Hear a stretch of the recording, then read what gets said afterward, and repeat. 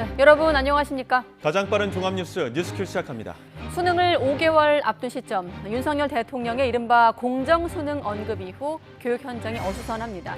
당장 9월 모의평가 난이도는 어떻게 될지, 또 이번 수능은 불수능 논란에서 해방되는 건지 아니면 오히려 물수능으로 바뀌는 건지 의문점이 많습니다. 당국의 기조 짚어보고 입시 전문가와 이어가겠습니다. 수도권 날씨가 올 최고 기온을 경신하며 사람 체온 만큼 올랐습니다. 본격적으로 더워지는 건지 기상재난 기자에게 물어보겠습니다. 네, 월요일 뉴스큐 오늘은 국회로 먼저 가보겠습니다. 더불어민주당 이재명 대표가 오늘 오전 국회 교섭단체 대표 연설에 나서 불체포 특권을 포기하겠다고 선언하자 여당은 국민 비난을 모면하기 위한 용도라면서 만시지탄이라고 깎아내렸습니다. 민주당은 후쿠시마 오염수 1일 1일 질문 브리핑을 시작하며 야권을 향해 공세를 이어가고 있는데요. 국민의힘은 괴담으로 민생을 파탄내는 게 목표냐고 맞서고 있습니다. 취재기자 연결해 알아보겠습니다. 이준엽 기자.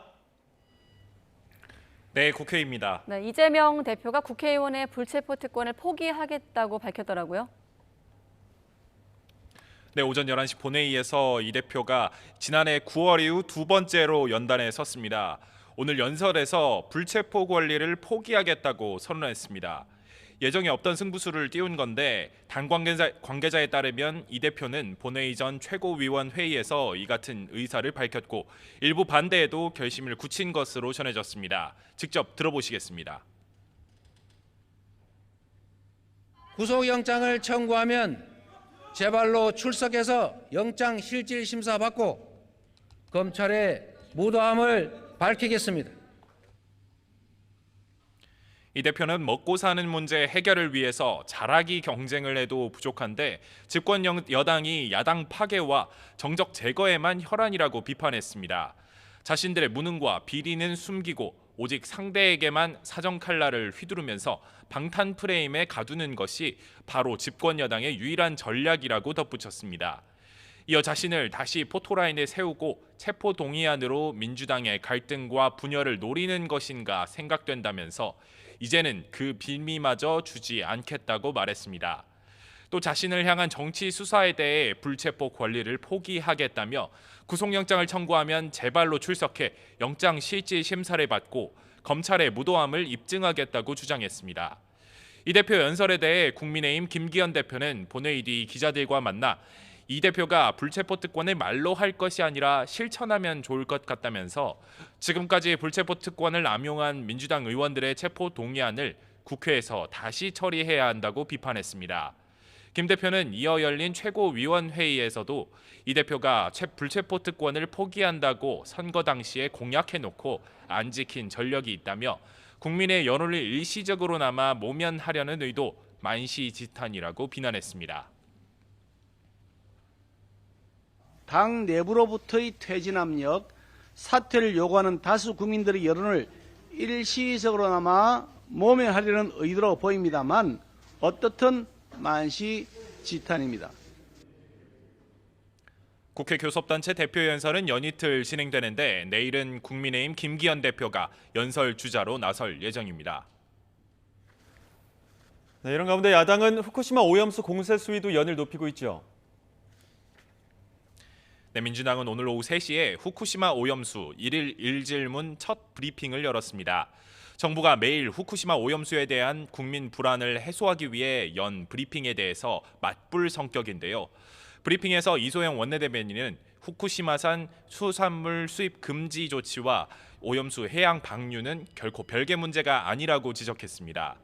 현재 내려진 후쿠시마 수산물 수입 금지 조치가 WTO 협정에 따른 잠정 조치인 만큼 이를 유지하려면 수산물의 위험성을 우리 정부가 입증해야 한다고 강조했습니다.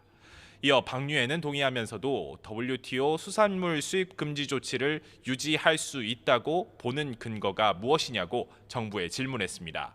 또 민주당은 김기현 대표가 취임 100일 수산물 판매 촉진 차원에서 노량진 수산시장을 방문한 것을 두고도 야당 비판용이라며 공세를 펼쳤는데 들어보시겠습니다.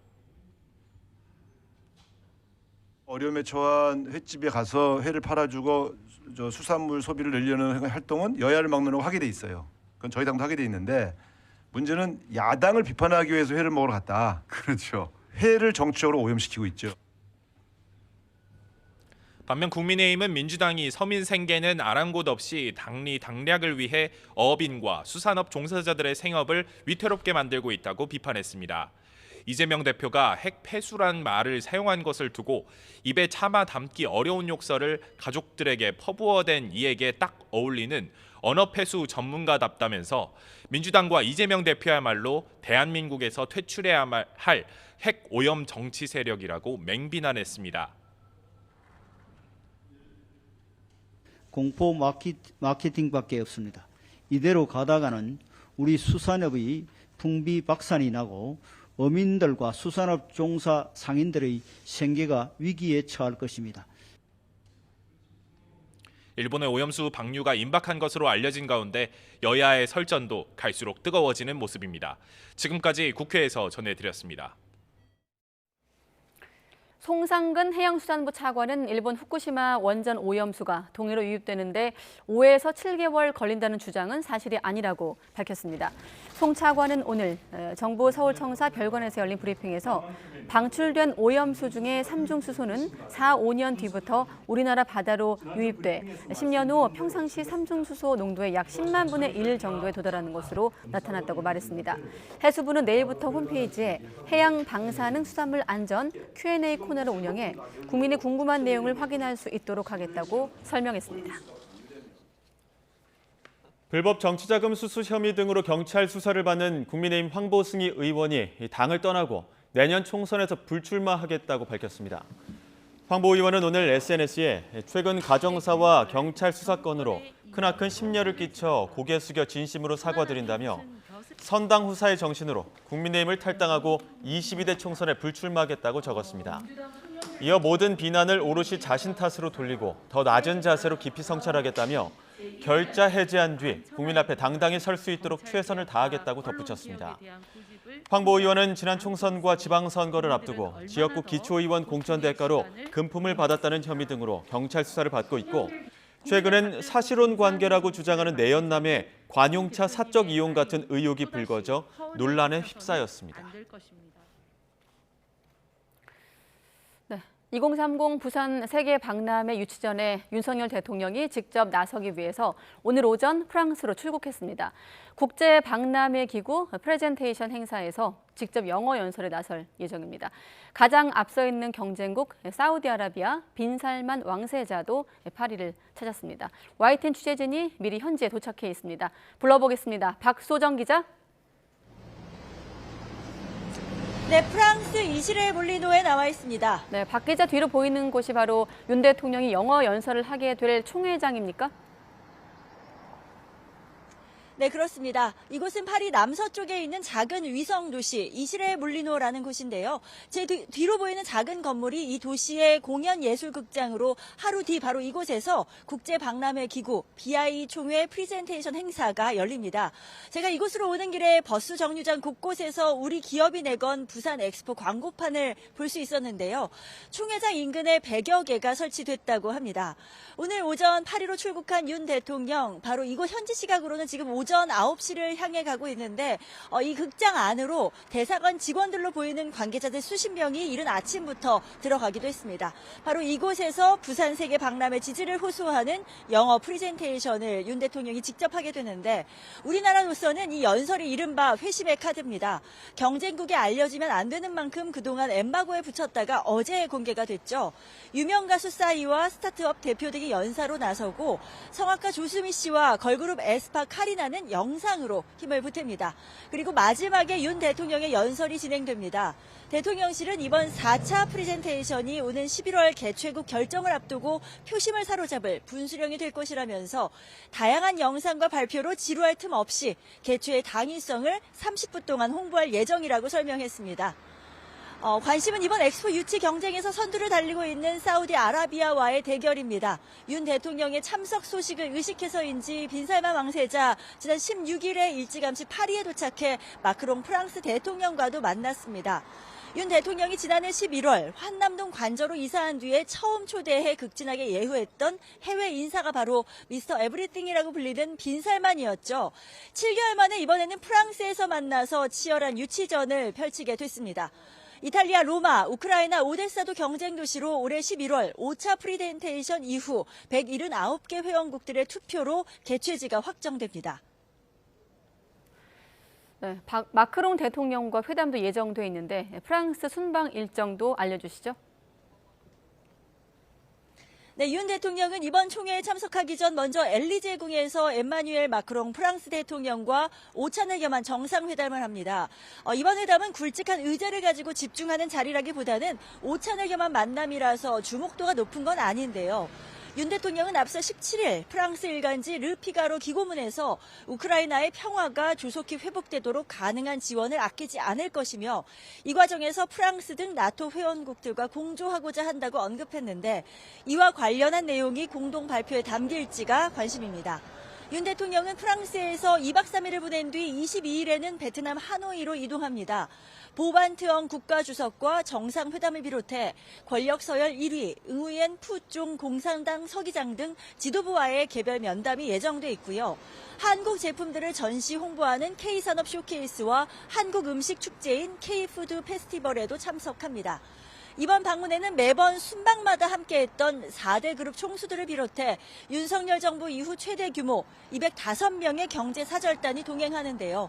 새로운 투자와 경제 협력을 얼마나 이끌어낼 것인지가 관심입니다. 지금까지 이실의 물리노에서 YTN 박소정입니다. 네, 국민의힘과 정부가 대학 수학 능력 시험과 관련해 공교육 과정에서 다루지 않는 이른바 킬러 문항 출제는 배제하기로 했습니다. 지난 정부 결정으로 오는 2025년 폐지를 앞둔 자사고와 외국어고 또 국제고는 존치하기로 방향을 정하기도 했습니다. 먼저 조성호 기자의 보도입니다. 대학 입시와 관련해 변별력을 갖추되 공교육 틀 안에서 수능 문제를 내라는 윤석열 대통령 지시 이후 처음으로 정부와 여당이 교육 관련 당정 회의를 열었습니다. 수능을 5개월 정도 앞둔 시점에 이른바 물수능 논란이 일자 대응책을 논의하기 위해 모인 겁니다. 당정은 우선 최상위권 수험생들의 변별력을 위해 출제하는 이른바 킬러 문항이 학생들을 사교육으로 내모는 근본 원인으로 보고 수능에서 배제하기로 뜻을 모았습니다. 소위 킬러 문항은 시험에 변별력을 높이는 쉬운 방법이나 이는 학생들을 사교육으로 내모는 근본 원인이므로 공교육 과정에서 다루지 않는 내용은 출제를 배제하고 다만 적정 난이도가 확보되도록 출제 기법을 고도화하고 출제진이 성실한 노력을 기울이도록 시스템을 점검하기로 했습니다. 사교육에 대한 규제와 함께 공교육 강화 방안도 내놨습니다. 특히 대형 입시 학원의 거짓, 과장 광고로 학부모들이 불안해하지 않도록 불법 행위에 엄정 대응하기로 했습니다. 사교육을 흡수할 방안으로는 EBS와 방과 후 자율수강권 지원 확대 등을 꼽았습니다. 학생들의 학력 저하를 막고 기초 학력을 책임지고 보장하도록 학력 진단의 내실을 기하기로 했습니다. 이를 바탕으로 맞춤형 학습 지원을 추진하겠다는 의지도 내비쳤습니다. 당정은 특히 지난 정부에서 폐지하기로 했던 자사고와 외국어고, 국제고를 존치해 소질과 적성에 맞는 교육에 활용하기로 했습니다. 기존의 학교 지위를 유지시켜주면서 학생들의 다양한 교육의 기회를 이렇게 보장해 주는 것이 보다 바람직하다는 것이 당정 협의에 참석한 여당 지도부는 윤 대통령의 공정한 수능 발언에 대한 야당의 비판을 반박하며 정부 방침에 힘을 보탰습니다. 조국 일가의 대입 부정 사건을 수사 지휘하는 등 대입 제도에 대해서 누구보다도 해박한 대학 입시가 갖는 사회 악적인 의미를 포함해서 입시 제도의 전반을 정확히 꿰뚫고 계신다는 것을 정부는 당과 논의한 내용을 토대로 학부모 의견 등을 반영해 모레 학교교육 경쟁력 제고 방안을 오는 27일 사교육 경감 대책을 차례로 발표할 계획입니다. YTN 조성호입니다. 네, 그런가 하면 윤석열 대통령이 대입 수능 시험에서 이른바 초고난도 문항인 킬러 문항을 제외하라고 지시하면서 약자인 아이들을 데리고 장난치는 것이라고 비판한 것으로 알려지고 있습니다. 윤 대통령은 최근 참모들에게 킬러 문항과 관련해 수험생들을 대상으로 한 부적절하고 불공정한 행태라면서 이같이 지적한 것으로 전해졌습니다. 대통령실 관계자는 YTN과의 통화에서 윤 대통령의 기존 메시지는 변별력을 유지하되 문제를 교육과정 안에서 출제하라는 것이라면서 교육과정 안에서도 변별력 높은 문제는 얼마든지 나올 수 있다고 설명했습니다.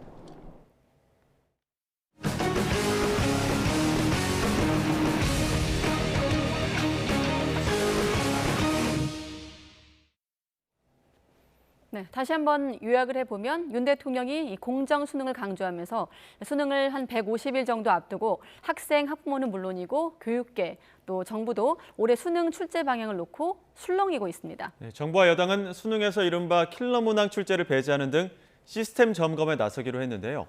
임성호 종로학원 대표와 함께 오늘 당정의 발표 내용 그리고 실제로 교육 현장에서 겪는 상황들에 대해서 이야기 나눠보겠습니다. 어서 오십시오. 네, 안녕하십니까? 조금 전 소개한 기사에선 대통령이 이제 킬러 문항을 제외하라고 지시하면서 약자인 아이들을 데리고 장난치는 것이다라고 비판했다는 것이 알려졌습니다만 아무튼 이 발표 오늘 당정이 발표한 내용의 핵심은 킬러 문항이 변별력을 높이는 가장 쉬운 방법이지만 사교육으로 아이들을 내모는 근본 원인으로 지목을 하고 있거든요. 자, 학생들을 사교육으로 내모는 주범으로 킬러 문항을 지목한 배경은 어디에 있을까요? 그 수능이 영어가 절대평가고 국어, 수학하고 탐구 과목이 상대평가인데 네. 국어 1교시에서 우리가 이제 쉽게 이해를 할 수 있는 감성적으로 이해를 할 수 있는 것들이 있죠. 갑자기 국어 지문이 굉장히 길게 출제가 되고 45문제가 국어 문제인데 1번부터 17번까지가 비문학입니다. 독서 네. 파트라고 하는 영역인데 교과서에서 나오지 않는 내용들, 뭐 경제 문제라든지 뭐 세계적인 환율 문제라든지 또는 과학기술 지문이라든지 이런 문제를 이제 예시로 보여주면서 네. 이런 것들을 물리나 화학 이런 어려운 내용들을 문과 학생들이 과연 풀 수 있겠느냐 이런 부분들이 이제 출제가 된 것들이 매해마다 지금 나타났었는데 네. 그런 문제들을 일견으로 보면은 사실 이건 굉장히 어려운 부분의 문제들인 거고 또 학생들이 이거 사교육에 의존할 수밖에 없지 않겠느냐 사실 이런 지적들은 지금까지 있어 왔던 것은 사실입니다. 또 어떨 때는 그게 교과서 밖의 지문이 나온다 하더라도 반드시 어려웠다 또 이렇게 특정하기도 어려운 문제들도 많았었고 간혹 가다 보면은 정말 이 부분들은 이해하기조차도 어렵다 이런 부분들이 이제 그 문제였었는데 지금 이번에 지적은 사실은 그런 문제들은 일반 학생들을 모두 다 대상으로 한다라기보다는 최상위권에 있는 학생들에게도 변별력은 어느 정도 줘야 될 수밖에 없는 게 시험의 어떤 그 본질적 가치라고 또 평가를 했듯이 최상위권 변별력을 기르는 데 있어서 어떤 초고난도 문제는 어떤 그 사교육에 절대적으로 의존을 해야 되지 않느냐라는 이런 부분들이 지금 작용이 된 것 같고 사실 지금까지 뭐 매해마다 뭐 한두 문제 정도는 그런 문제들이 출제된 것들은 사실이었습니다. 아, 그렇군요. 아무튼 그래서 킬러 문항을 배제하면 수능이 쉬워지는 건지 그래서 사교육이 좀 줄어들 것인지가 관건인데 그런 거와 관련된 질문을 지금 대표님과 나누겠습니다. 한 가지 궁금한 게 지금 언론 보도를 보면 3월부터 이런 문항을 빼라고 여러 번 지시했는데 6월 모의평가 가채점 결과 이게 반영이 안 되면서 다시 한번 이제 공정수능에 언급된 것으로 알려지고 있거든요. 당장 6월 28일이 그 채점 결과가 나오는 건데 그때는 혼란이 없을까요? 지금 그 6월 1일 날 시험 봤던 것이 6월 28일 날 이제 다음 주에 결과가 나오죠. 이 결과가 사실은 수험생 입장으로 봤을 때는 재수생들이랑 보는 처음이자 마지막 결과가 나오는 시험입니다. 9월 달에 평가 모의고사가 있지만 그 시험의 결과는 수시 원서 접수가 시작 종료되는 그 이후에 그 결과 발표가 나오기 때문에 현재 이번에 6월 달에 봤던 시험의 결과는 내가 수능 때 어느 정도 점수가 예측이 되는지 그래서 정시 때 이 정도 대학은 갈 수 있기 때문에 수시 대학을 어떻게 결정을 해야 되는 굉장히 중요한 시험의 결과입니다. 사실은 그 결과가 나오기 전에 지금 발표된 내용이라서 수험생 입장에서는 다음 주에 결과가 나온다 하더라도 출제 기조에 변화가 없는 상황의 결과이기 때문에 사실은 같은 점수라 하더라도 등수가 좀 차이가 날 수가 있을 수 있는 거죠. 그래서 수험생 입장으로 봤을 때는 전국적인 국가에서 시행을 해주는 어떤 그 통계적인 예측의 근거가 전혀 없는 상황에서 어쩌면 수시 원서를 내야 되는 이런 상황에 또 놓여져 있는 거고 또 6월 28일 결과가 나오면은 네. 정말로 예년에 비해서는 훨씬 더 어려웠다라든지 또 정답률이라든지 문항별로 정답률이 지금 그 평가원에서는 공개가 지금 안 되고 있는 상황인데 네. 기존 때 보통적인 정답률보다 얼마만큼 더 어려워졌다라든지 예. 또는 이 정도로 어려워졌기 때문에 뭐 표준 점수가 얼마만큼 상승을 했다라든지 이런 구체적인 통계 수치가 어떠하느냐에 따라서 이런 부분들에 대한 어떤 판단이 정확했는지 아니면은 조금 더 과도하게 해석을 했는지 이런 지표도 사실은 당장 다음 주에 나오게 될 텐데 그 결과에 따라서 실제 과도하게 나왔다라고 하면은 그 어떤 원인이 실제 문제를 어렵게 출제해서 그랬던 것인지 아니면은 지금 금년도 수험생들이 중학교 3학년 때 코로나 팬데믹이 시작할 때 이제 대상층들인데 네. 학력 수준의 문제인지도 사실 판단하기가 어려울 수 있고 실제 또 재수생들이 6월 달에 평가 모의고사에 다 응시를 하지 않습니다. 네. 실제 재수생의 그 원서 접수가 거의 한 15만 명대에 달하는데 대학을 다니다가 중간에 그만두면서 본수능 때 나타나는 그 반수생들이 한 8만 명 정도가 됩니다. 네. 그럼 그런 학생들은 6월 달 평가원 시험 문제가 과연 쉽게 받아들였을지 어렵게 받아들여졌을지 사실 이 부분들은 지금 현재 통계 데이터에 안 잡히는 부분들이죠. 예, 근데 지금 이제 킬러 문항을 배제하라 이런 얘기 나오니까 그 대체할 것으로 이제 준킬러 문항들이 이제 대체할 것이다 이런 이야기 나오는데 그럼 준킬러 문항은 어떻게 구분할 것이고 또 어떤 시스템으로 출제를 할 것이냐 이런 의문도 있거든요. 우선 출제 방식으로 보면은 교과서 밖의 지문은 출제하지 말아달라고 하는 부분들을 명확하게 지금 그 발표를 했기 때문에 확정적으로 교과서 바깥에 있는 지문 내용들이 국어 특히 독서 파트 1번에서 17번까지 배치되는 것은 사실상 없어진다라고 봐야겠죠. 예. 그런데 지금 이제 표현이 교과서 밖에서 출제하게 되면은 무조건 어렵다 또는 교과서 안에서 출제하면은 무조건 쉽다. 사실 이렇게 이분법으로 접근하는 것 자체도 불가능합니다. 예. 그에 마다 매년마다 어떤 수험생들의 수준도 달라지고 네. 또 같은 교과서 범위 내라고 하지만은 질문의 각도를 어떻게 하느냐.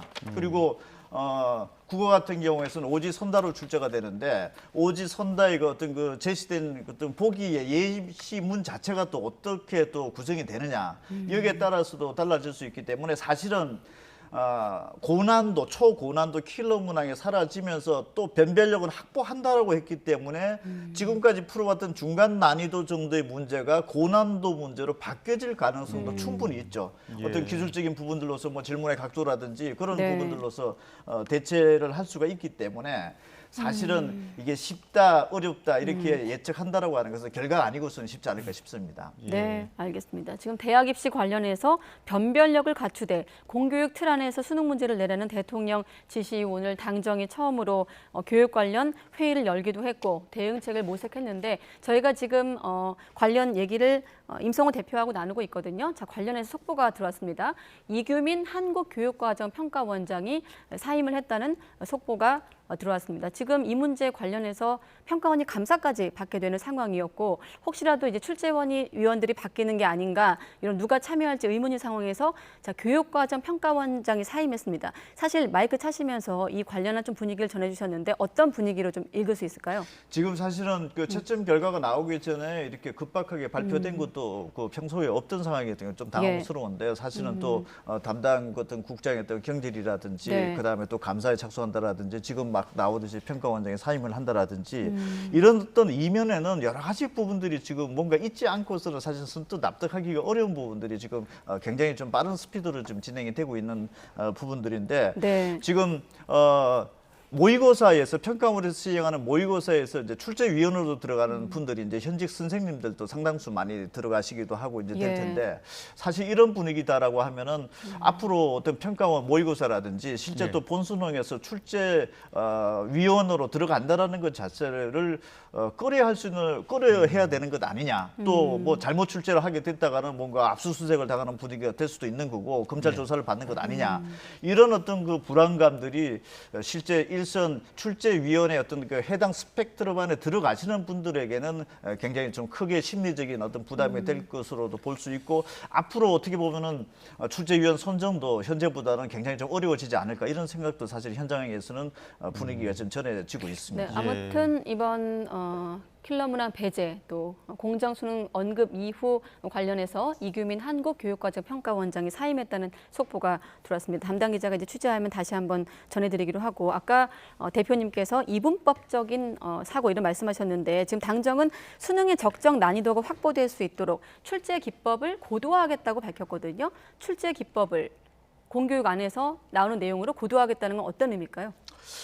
그 교육 과정 그리고 학교 교육 그 교과서죠. 그 교과서 범위에서 보는 지문들, 보는 문제들 또 조금 더 학대를 해본다라고 하면은 EBS에서 봤던 볼 수 있었던 부분의 컨텐츠들이 출제로 된다라고 하는 부분들인데, 네. 그러면 이제 일반적인 생각은 교과서 밖에 거라든지 뭔가 융합적인 형태에서 문제를 출제를 하게 되면은 어렵다라는 반응이 있기 때문에 그런 문제를 빼게 되면 아무래도 쉽다는 쪽으로도 반응이 나타날 수 있는 건 어떤 그 합리적인 예측이겠죠. 그런데 시험의 어떤 그 본질적 가치가 변별력 확보에 있다. 그렇다면은 최상위권 1%, 2%, 3% 들어온 최상위권 학생들에게도 변별력은 기해야 된다라는 게 굉장히 중요한 의미가 있는 거죠. 네. 그래서 4% 안에 들어온 1등급뿐만 아니라 그 안에서도 뭔가 변별을 해야 된다라고 하면은 교과서 범위 내로 축소를 하게 된다라고 하면은 일반적으로 중간 난이도 이상의 부분의 문제들, 보통 뭐 정답률이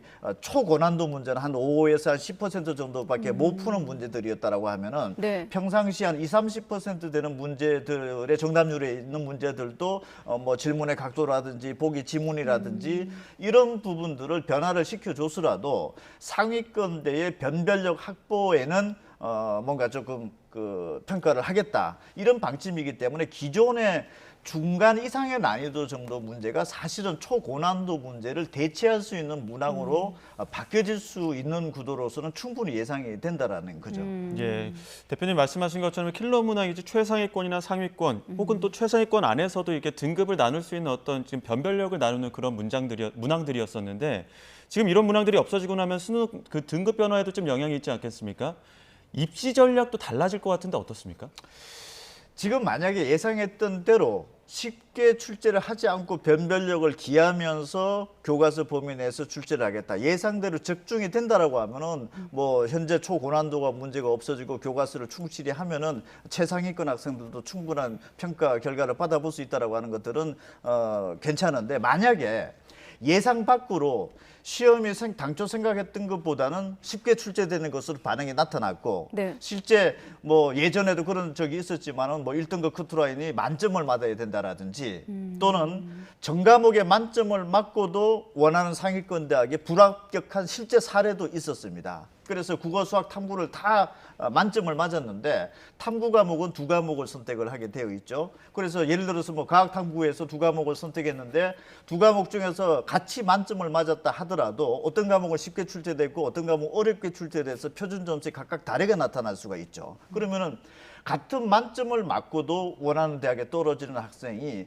발생을 할 수 있는 것들이 만약에 나타난다라고 하면은 사실 이런 부분들은 우려했던 최상위권의 변별력의 문제는 발생을 할 수가 있고, 만약에 그렇게 되었을 경우에는 앞으로 그런 최상위권의 변별력 기론의 문제, 변별력을 확보하려고 했던 문제들이 바뀌어진 거죠. 예. 앞으로 패턴의 변화에 따라서 또 학생들은 적응을 해야 되는 또 적응의 어떤 그 시점이라든지 또는 그런 또 문항들에 대해서 대비를 해야 된다라는 또 부담도 지금 동시에 발생을 할 수 있는 상황이다. 어떻게 보면은 교과서 안팎 기능의 문제로서는 명확하게 설정이 되어져 있는데, 이걸 기술적으로 공정하게 어떻게 상위권, 최상위권 변별력까지 확보할 수 있는 구체적인 방법은 9월 6일 날 평가 모의고사를 보지 않고서는 사실 어떤 변화가 기술적으로 지금 나타났는지에 대해서는 예측 자체가 불가능한 거죠. 그래서 이번 9월 모의평가는 예년보다 수험생의 이목을 끌 것이다라는 전망이 나오고 있고, 잠깐 정리해보면 킬러 문항을 통해서 변별력을 확보하고자 했던 교육당국과 또 이른바 쪽집게 수능 기술로 배불려왔던 학원가 사이에 어떤 그 이권 카르텔 해체에 당국은 초점을 맞추고 있고, 저희가 자막을 통해서 교육당국의 입장을 소개하고 있고, 오늘은 입시 전문가이신 임성호 대표와 함께 그 시각에서 한번 현장을 보고 있는데, 지금 현장에선 이번 논란으로 재수생이 늘 것이다, 중위권이 혼란이다, 여러 개 얘기가 나오고 있는데 어떤 혼란이 가장 크게 예상되고, 또 한 가지 어떻게 좀 대비해야 되겠습니까? 수험생들은? 당장 수험생 입장에서 6월 평가원 결과를 사실은 사용이 불가능한 거죠. 채점 결과가 나오더라도. 그런데 9월 6일 날 평가원 시험을 봤는데 문제 출제의 어떤 그 컨텐츠 내용도 바뀌어졌고 또 기술적인 부분들이 바뀌어져서 정상적인 작동으로 원하는 대로 갔으면 괜찮은데 원하는 결과값으로 안 나왔을 경우에 수험생들이 또 다른 뭐 혼란을 부추기는 것이 아니라 혼란이 발생할 수도 있는 거죠. 이런 형태는 너무 쉽게 출제된 것으로 반응이 나왔기 때문에 실제 본수능 때는 변별력 확보 차원에서 좀 더 어려워질 수 있다라든지 아니면 바뀌어진 내용 자체가 이 정도의 어떤 그 변별력이라든지 어려움 정도로 예상을 했는데 생각보다 더 어렵게 반응을 할 수도 있다라는 거죠, 수험생들은. 그래서 문제라는 것은 원래 당초에 쉽다, 어렵다라고 하는 부분들을 계획대로 실제 결과가 나온다라고 하는 것은 사실 지금까지 수능이 94학년도부터 지금 30년 넘게 진행을 해왔지만은 거의 맞아본 적이 없다라는 거죠. 그래서 어떤 큰 변화보다는 출제 기존 예전의 어떤 예년의 어떤 그 출제 패턴의 유지 이런 부분들을 많이 강조를 해왔는데 그렇다면 지금 현재 수험생 입장으로 놓고 봤을 때는 교과서 밖에서 출제했던 부분들에 대해서는 안 나온다라고 하는 것은 명확해졌다라는 거. 그러면은 기존에 출제했던 고난도 문제들 중에서 교과서 안에서 나왔고 또 중간 난이도 이상의 문제가 새로운 어떤 그 고난도 문제의 킬러 문항으로서 대체될 가능성이 높아졌기 때문에 그런 기출 형태의 어떤 그 적응을 하는 그런 문제를 많이 본다라든지 기출 문제를 많이 풀어볼 필요는 있다 이렇게 생각이 됩니다. 네, 결국에는 지금 이 혼란은 야기되긴 했지만 목적은 사교육비 절감이었습니다. 이주호 교육부 장관이 이명박 정부 때는 어느 정도 그 사교육비 절감을 이뤘다 이런 평가들도 나오곤 있는데 이번에 그때와 같이 이번 대책 추진하면서 혹시나 그 사교육비를 줄어들 수 있는 어떤 그런 수준으로 갈 수 있을 거라고 보십니까? 뭐 사교육비에 대한 강력한 의지가 있기 때문에 어느 정도는 뭐 그런 어떤 그 목적의 달성에 도달할 수 있다라고 생각은 듭니다. 예를 들어서 뭐 초고난도 문제를 집중적으로 뭐 대비를 시켜주는 곳이라든지 또는 그런 부분들은 출제가 안 된다고 했기 때문에 사실은 그런 콘텐츠를 계속 받아볼 필요는 없다라는 거죠. 그런데 문제는 지금 현재 수능이라고 하는 제도 자체가 없어진 것도 아닌 거고 어차피 대학 입시에서는 1, 2점 차이로 해서 보면은 경쟁을 해야 되는 상황이다라고 하면은 쉬워지면 쉬워진 대로 만점을 받아야 된다라든지 실수를 하지 말아야 된다라든지 네. 또는 패턴이 바뀌어졌지만 여전히 어려운 문제가 예전처럼 나오고 있다라든지 이렇게 됐을 경우에 수험생에서 전체적인 평균적인 걸로 놓고 봤을 때는 어떻게 보면은 큰 변화를 당장 이렇게 기대하기는 쉽지 않지 않을까 이런 생각도 듭니다. 알겠습니다. 이런 분위기 속에서 수능을 주관하는 기관 한국교육과정평가원 이규민 원장이 사임했다는 속보를 확인하면서 임성호 종로학원 대표와는 여기서 인사하겠습니다. 고맙습니다.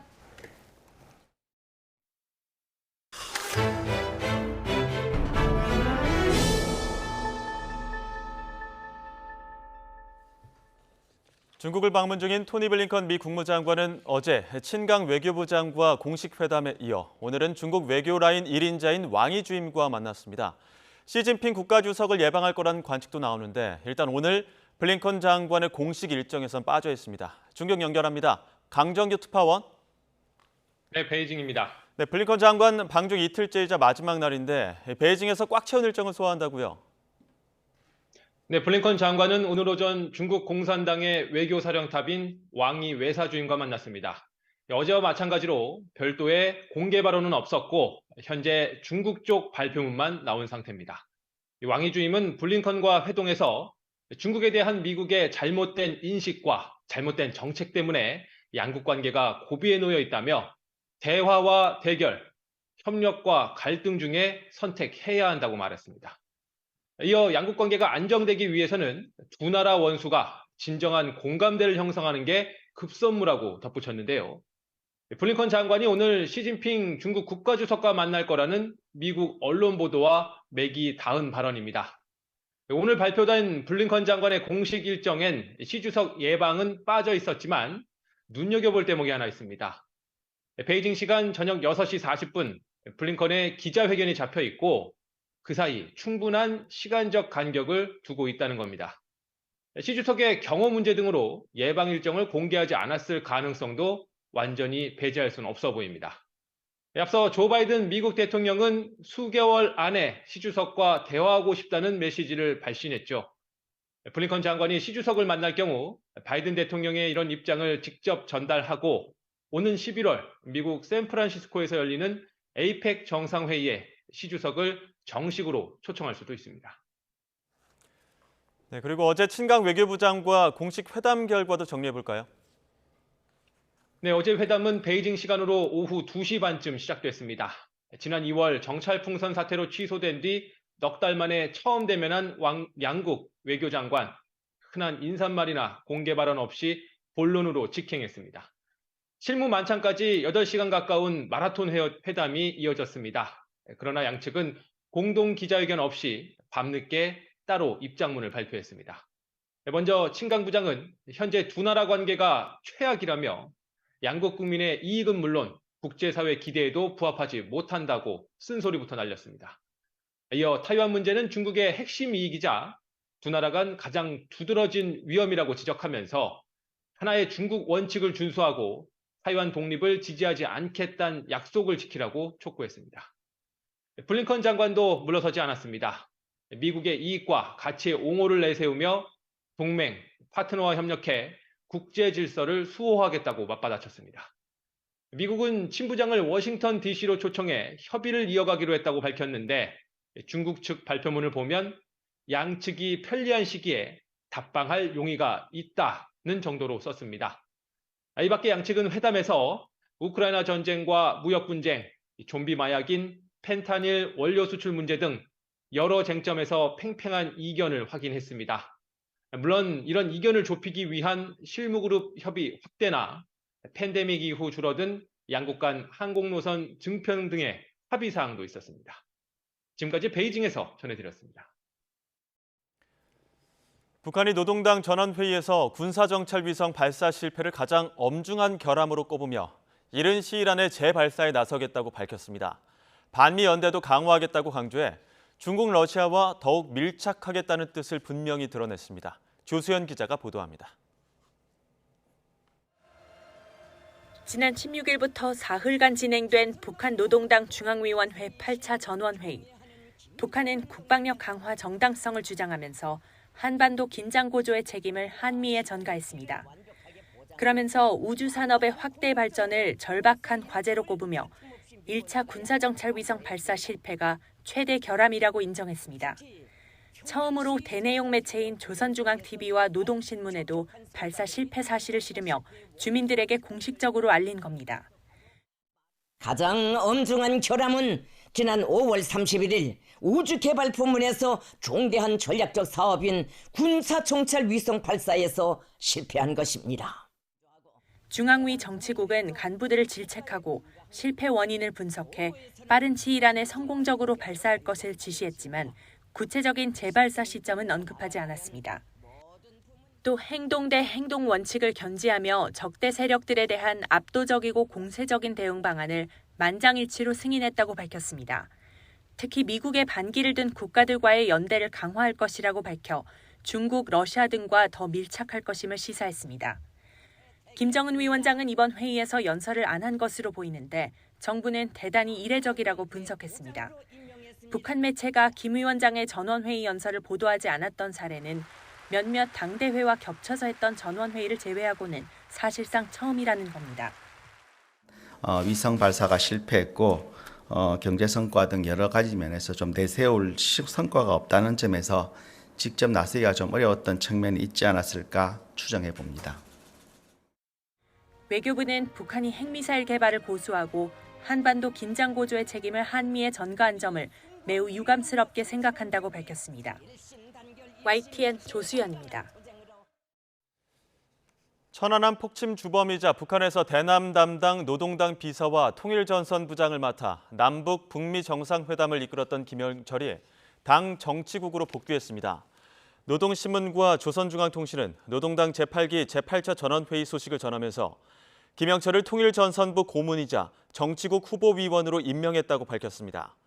김영철은 2021년 당 대회에서 대남 비서 자리가 없어지면서 통일전선부장으로 사실상 강등됐고 지난해 5차 전원회의에서 통전부장 자리를 후배인 리선권에게 넘겨준 데 이어 상임위원회 위원회에서도 해임됐습니다.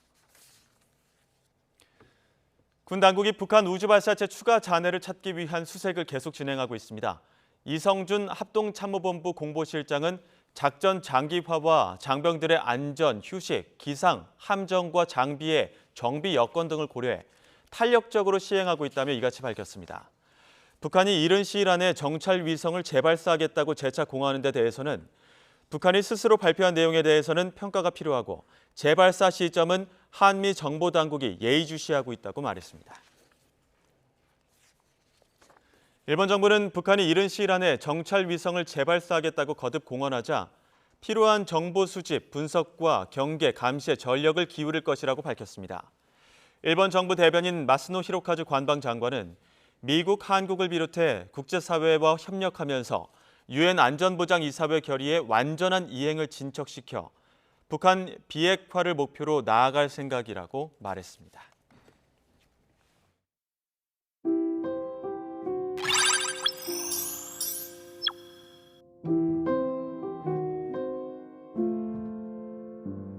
C'est drôle, je ne sais pourquoi. Ça me fait toujours penser à toi. Pour plein d'autres gens, c'est la magie, l'amour, les baguettes, Paris.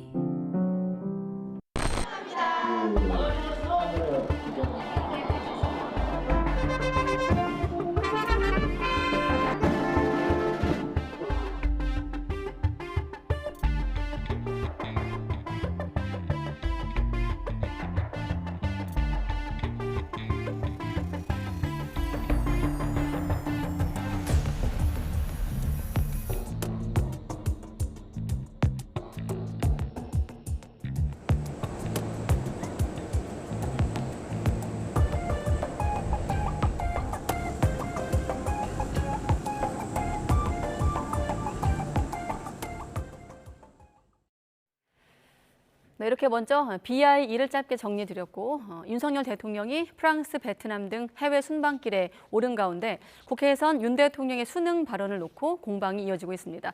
또 이재명 대표는 오늘 국회 교섭단체 대표연설에서 불체포 특권을 포기하겠다고 밝히기도 했습니다.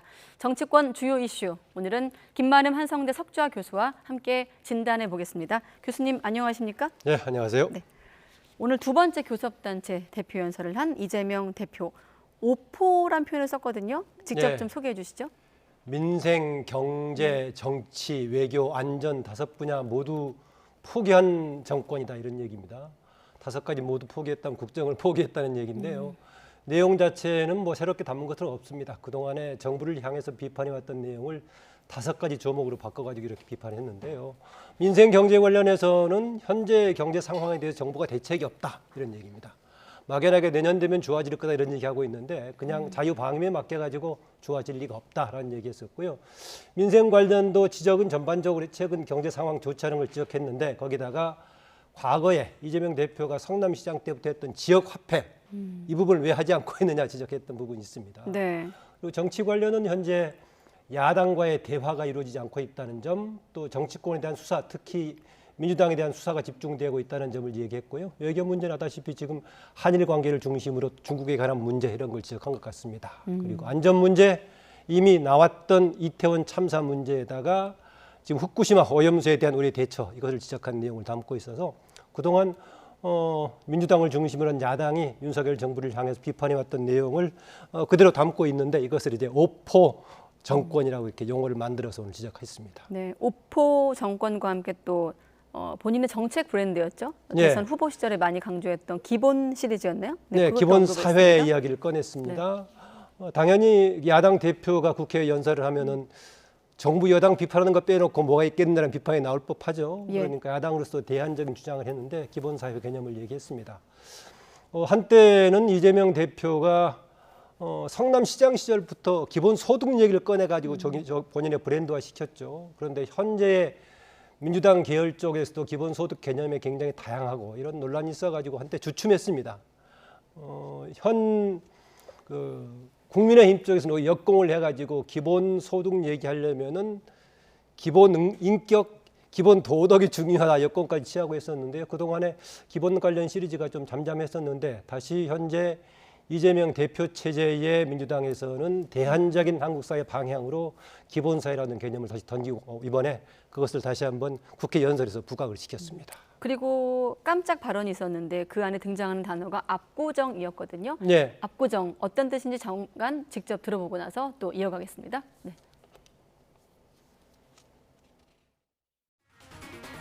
저를 향한 저들의 시도를 용인하지 않겠습니다.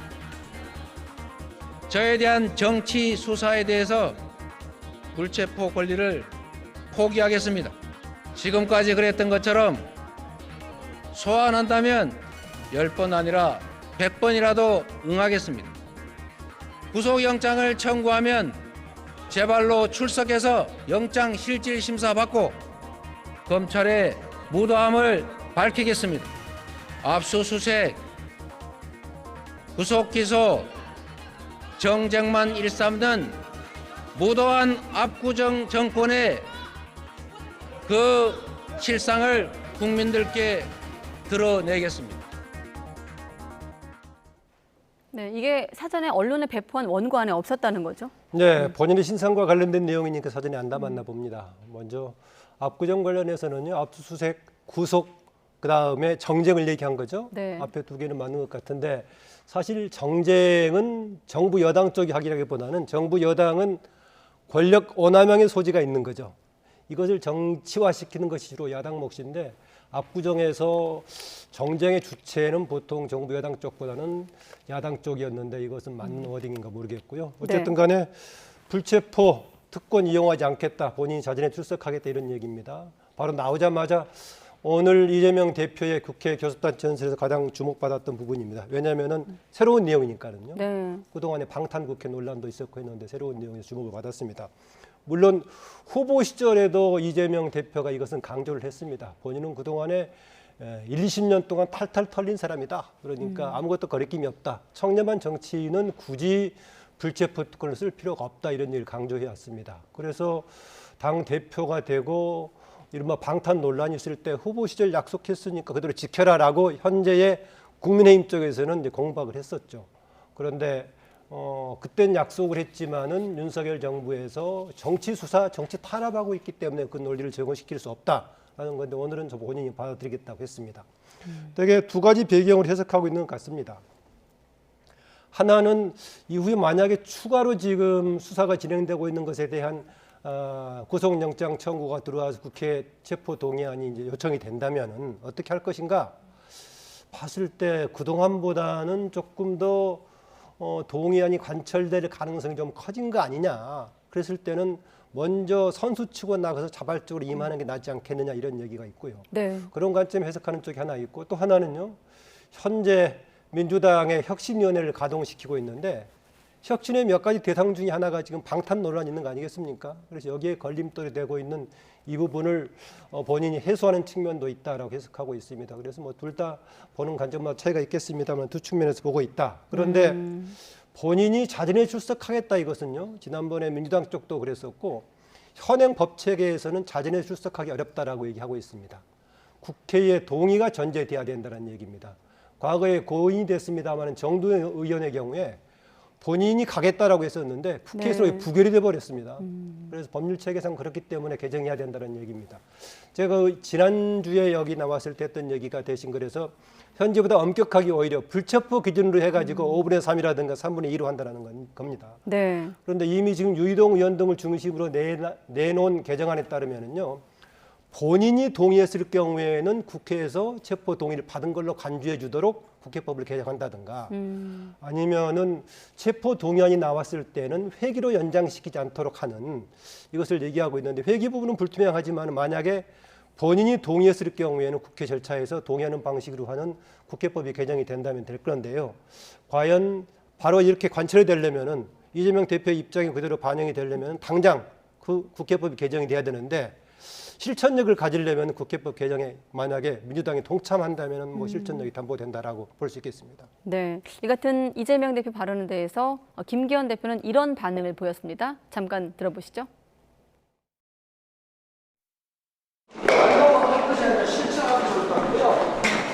지금까지 그 불체포 특권을 남용했던 민주당 사람들 다 지금 체포 동의안을 국회에서 다시 처리를 해야 되지 않겠나 싶습니다. 요 앞에 발언이 뭐였냐면 지나간 버스 다시 세우겠다는 것이란 표현도 있었고요. 네. 또 이정미 정의당 대표는 SNS에 만시지탄을 언급하기도 했습니다. 네, 사람 수로 보자면 지금 민주당에서 4사람이 지금 부결된 거 아니겠습니까? 네. 뭐 횟수로는 뭐 3번이 되겠습니다만 그래서 지나간 걸 얘기하는 것 같고요. 그런데 아까 말씀드렸었지만은 그냥 본인이 행동을 할 수 있는 것이 아니라 국회법으로 아마 개정이 돼야 가능할 겁니다. 여러 사람들이 현재의 헌법에 규정은 돼 있긴 하지만은 과연 지금 이 시대에 불체포 특권이라는 국회의원들의 특권이 필요한가라는 것에 대해 문제를 제기하고 있죠. 국민들의 지금 눈높이도 그런 상황이고요. 네. 이번은 아마 국회법을 헌법 개정 이전이라면은 국회법을 빨리 정비하는 것이 지금 야당의 공세적인 반박을 피하는 방법도 되지 않을까. 그래서 이 부분은 이재명 대표를 중심으로 해서 후속 조치로 유이동 의원 등이 지금 발의해 놓은 국회법 개정안을 빨리 관철시키면은 양쪽의 논란이 없어지지 않겠나 그렇습니다. 네. 참고로 내일 또 김기현 대표가 연설을 할 예정이기 때문에 YTN이 또 생중계할 예정이고요. 또 그리고 한동훈 장관도 입장을 내놨는데 한번 소개해 주시죠. 원론적으로 좀 들리기도 하고 어떻게 들리셨습니까? 네, 두 가지죠. 그동안의 사법 시스템을 따라야 된다는 것하고 국회의원이라고 해서 특별하게 특권을 누리면 안 되지 않느냐라는 거죠. 지난번에 그 체포 동의안 요청회 때 설명했을 때 그걸 강조했습니다. 뭐 일반 국민들은 몇십만만 문제가 생겨도 구속되고 하는데 국회의원들에 대한 특권 누리고 있다는 지점했기 때문에 그걸 반복한 얘기가 아닌가 그렇습니다. 국민 일반과 똑같이 사법 시스템에 충실하는 것이 입법을 담당하고 있는 국회의원들의 자세 아닌가 이것을 강조하는 수준이라고 보겠습니다. 네, 마침 속보가 들어왔습니다. 미 국무부에서 블링컨 장관이 지금 중국을 방문하고 있는데 토니 블링컨 국무장관이 오후 4시 반, 현지 시각이기 때문에 아마 5시 반 될 것 같습니다. 우리 시각으로 1시간 안 남았네요. 5시 반쯤에 시진핑 주석을 만날 것이다. 아까 기사 제목은 시진핑 주석도 만날까였는데 면담이 예정돼 있다는 속보가 미 국무부 발로 들어왔습니다. 어제는 친강 외교부장과 공식 회담을 했고 오늘은 왕이 주임 중국 외교 라인의 1인자죠. 왕이 주일 만났고 시 주석도 만담할 예정이라는 속보가 들어왔습니다. 관련 내용은 또 관련 부서에서 취재하면 다시 한번 알려드리겠습니다. 자, 그리고 후쿠시마 원전 오염수 방류 문제로 여야 대치가 깊어지고 있는데 민주당이 자체 해법을 공개하기도 했습니다. 어떻게 평가하십니까? 네, 민주당은 지금 일단은 심지어 국제재판소까지 가자고 얘기하고 있죠. 그런 상황이고 지금 일일 매일 브리핑하겠다라는 얘기입니다. 네. 일단 두고 봐야 할 것 같은데요. 저는 양쪽의 지금 접근 방법이 조금 개선책이 필요하다는 겁니다. 그동안에 여야가 다투다 보니까는요. 네. 정부 여당 쪽에서는 야당에 대한 뭔가 해명성 얘기를 하다 보니까 일본 정부가 얘기하는 것처럼 방류하는 것이 뭐 문제가 없다는 식의 옹호를 자꾸 하고 있단 말이죠. 그래서 그동안에 우리 정부의 입장도 과학적으로 검증하는 데 초점을 둬야 된다. 검증에 통과하지 않으면 우리도 받아들이기 어렵다. 이런 기본적인 입장을 정부가 하는 게 좀 타당했을 건데 네. 너무 야당의 주장에 대해서 해명하는 쪽을 하다 보니까 야당 쪽에서도 당신들이 지금 일본 정부인지 모르겠다 이런 말이 나오고 있습니다. 야당의 경우도요. 일본의 문제를 지적하는데 당연히 우리 정부의 대응에 문제가 있기 때문에 정부를 향한 비판도 있지만 저는 비판의 60-70%는 어디를 향해야 되느냐.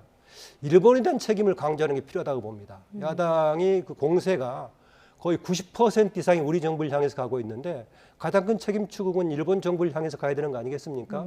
그래서 상대 회담을 하고 있는 우리 정부에 대한 책임 추궁과 뭔가 압박도 필요하지만은 네. 야당의 공세는 일정 부분은 일본 정부로 가는 게 맞다라는 얘기입니다. 도쿄 전략과 일본 정부로요. 제가 늘 얘기할 때마다 뭔가 다른 국가와 공식 협상을 하는 정부의 입장과 상대적으로 자유로운 정치권의 입장 또 야당의 입장 언론의 역할은 다르기 때문에 역할 분담이 필요하다 그런 얘기 아니었습니까? 네. 정부는 이렇게 호의적인 관계를 유지하려고 하더라도 야당은 국민들의 비판적인 여론을 충분히 반영해서 강하게 주장할 수 있다고 봅니다. 그런데 그 화살은 꼭 우리 정부 쪽만이 아니라 일본 쪽을 향해서도 가는 게 필요하다 그런 얘기하고 싶습니다. 여당은 어떻습니까? 지금 이재명 대표가 핵폐수라고 언급하면서 과도한 용어를 좀 자제해달라 이런 부탁이 나오기도 했고 네. 민주당이 또 1일 질문 브리핑을 시작했는데 당분간 이 문제로 이렇게 계속 공방이 계속 갈까요? 주고받을 것 같습니다. 우선 1일 브리핑 한다고 했으니 네. 맞대응할 건데요. 다만 앞서 얘기 드렸었지만은 정부가 계속 해명하는 쪽보다는 일본 측의 과학적 검증이 정확해야 된다. 이 일관된 그런 관점을 지키는 게 좋겠습니다. 용어에 대한 논란은 전에 오염수 처리수 논란이 있을 때 있었지 않습니까? 네.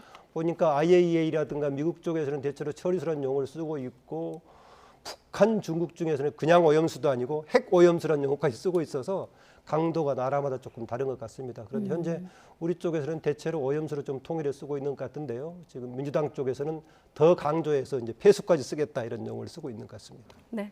그리고 대통령의 순방을 짧게 좀 전망해 보겠습니다. 어떻게 지금 이 시점에서 프랑스와 베트남 순방길에 나섰는데 4박 6일의 일정 어떻게 좀 전망하십니까? 네, 둘 다 의미가 있다고 봅니다. 프랑스 방문하는 것은 정말 이제 우리 부산 엑스포 유치를 가는 건데요. 뭐 대통령 직접 PT한다고 하니까는요. 이런 정도의 규모에서 대통령이 PT하는 굉장히 의미 있다고 봅니다. 아다시피 과거에 동계올림픽에서는 한 번은 우리 노무현 대통령이 직접 한 적이 있었어요. 그리고 이후에 김연아 선수가 한 적이 있었고요. 네. 지난번 미의회에서 윤석열 대통령이 연설했던 것에 대해 좀 칭찬을 받는 그런 분위기가 있었는데 그 기세를 살려서 가는 것이 아닌가 하는 건데요. 어쨌든 이번에 가는 게 대통령이 직접 가서 프레젠테이션을 하는 것이 국민들 우리 유치에서는 도움이 된다는 생각이 들고요. 네. 베트남 방문도 좀 의미가 있다고 봅니다. 지금 미국이 아닌 상태에서 우리 시장 규모, 중국 아니라면 결국은 아세안, 이쪽 아세안 플러스 쪽일 건데 그중에서 여러 가지 측면에서 베트남 시장이 아주 중요한데 뭐 중요한 시장이기 때문에 뭐 적절하게 가는 것 같습니다. 이전에 문재인 정부에서는 신남방 정책으로 해가지고 아세안과 더불어 주변 국가들 상당히 집중적으로 했지 않습니까? 네. 근데 상대적으로 그 용어가 줄어들면서 혹시 다른 시장에 대한 관심이 윤석열 정부에 줄어든 거 아니냐라고 했었는데 베트남과의 경제협력 구축하는 것은 좀 필요하다고 봅니다. 네.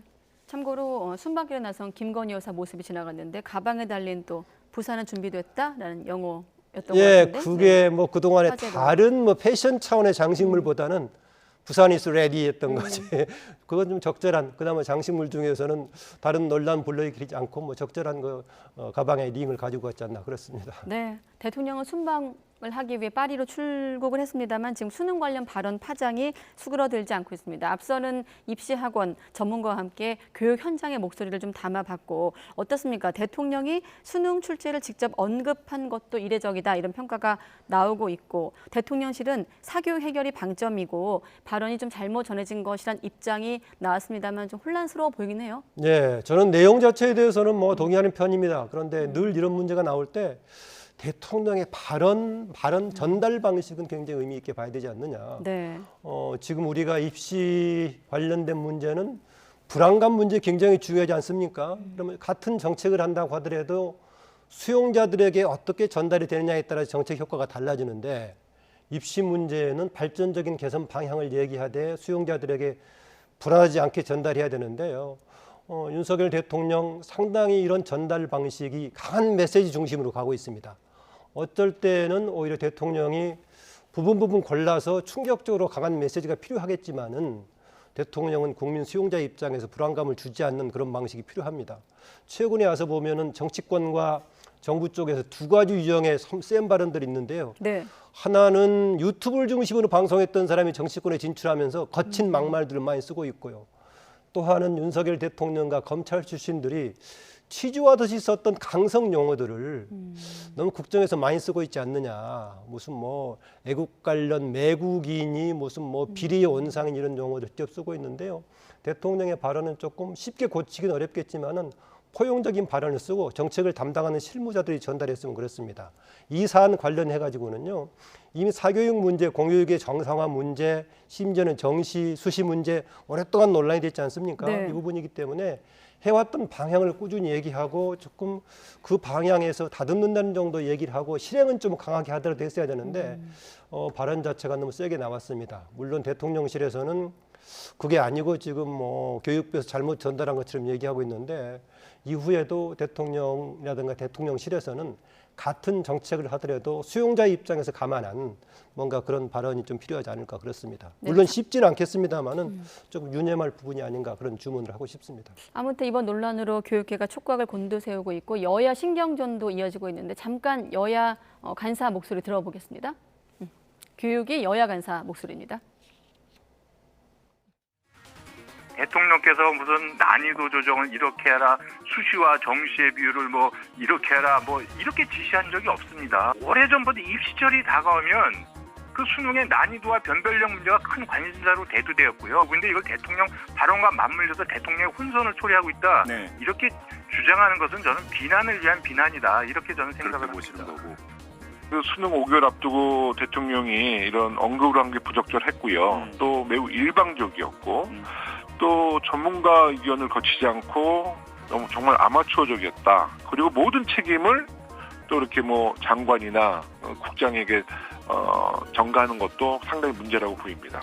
비판받아도 마땅하다. 그러면 지금 의원님 말씀 여당은 비난을 위한 비난이다. 야당은 아마추어적이었다라고 했습니다만 아무래도 교육 문제라서 그런지 지난번 초등학교 입학 연령 하향 조정 논란 당시가 떠올리기도 하고요. 네. 대통령이라든가 다른 분들의 위에 분들의 말을 밑에 사람이 잘못 전달했다 이런 경우는 대부분 전달 내용이 좀 불명확할 경우에 좀 그렇습니다. 똑같은 주문입니다만은 대통령이 내용은 급진적으로 한다고 하더라도 전달 방식은 좀 국민에게 포근함을 줄 수 있는 그런 방향으로 갔으면 합니다.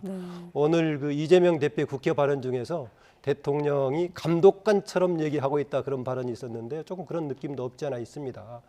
대통령의 그동안에 보면은 뭔가 개혁적인 이슈를 내걸었을 때 조금 지지도가 올라갔습니다. 네. 시민단체 문제라든가 노동 문제라든가 했었는데 저는 그런 개혁적인 것도 방향도 필요하고 적절하게 하고 있다고 보는데 대신 대통령은 스스로의 문제에 대해서 뭔가 조금 엄격하게 하고 본인들에 대해서는 엄격하게 하고 국민들 향해서 발언할 때는 따뜻하게 했던 이른바 그 춘풍 추상 같은 것을 염두에 뒀으면 한 주문하고 싶습니다. 네, 짧게 하나만 여쭤보면 경질론 얘기 나오니까 이조 장관이 인사권자 권한이다라며 언급을 아꼈는데 좀 해석의 영역입니다만 어떻게 볼 수 있을까요? 그런데 좀 특이한 게 이조 장관이 전에도 교육부 장관 했지 않습니까? 네. 했어서 교육 업무에 관해서 상당히 잘 알고 있을 건데 이 문제 있었고요. 그다음에 또 하나는 지금 대통령실 쪽에서는 대통령이 이렇게 주문했는데 6월 모의고사에서 그 방향이 반영이 안 됐다라고 얘기하고 있습니다. 네.